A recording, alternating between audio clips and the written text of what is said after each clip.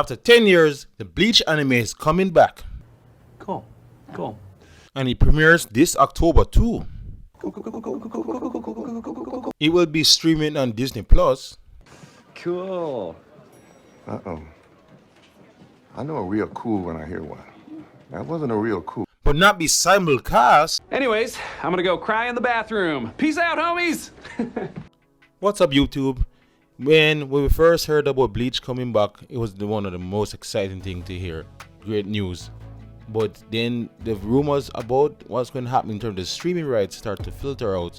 And we got word that Disney Plus is not official, but very strong sources have Disney Plus as the streaming rights holder for the Bleach anime. This is weird. This is very weird because Bleach is almost a rated R type of anime.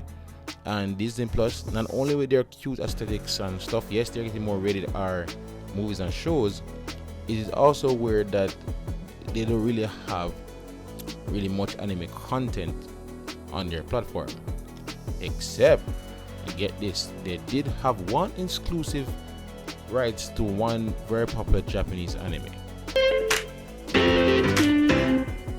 That series finished airing all the way back in June, and all know we Western fans have no idea when it's coming our side of the Atlantic. No idea. Or is it the Pacific? Geography. Anyway, you can see why with this kind of track record, a very small track record, we can see why we Bleach fans are really worried.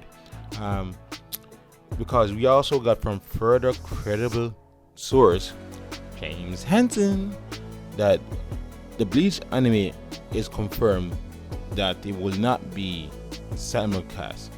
It would not be shown weekly with the Japanese airing. No! God, please, no! No! No! No! No, we're not saying we're the most angelic people around, but we're not going to necessarily advocate for you guys to put on your straw hats and go out to the open seas in a search for One Piece, if you know what I mean, piracy.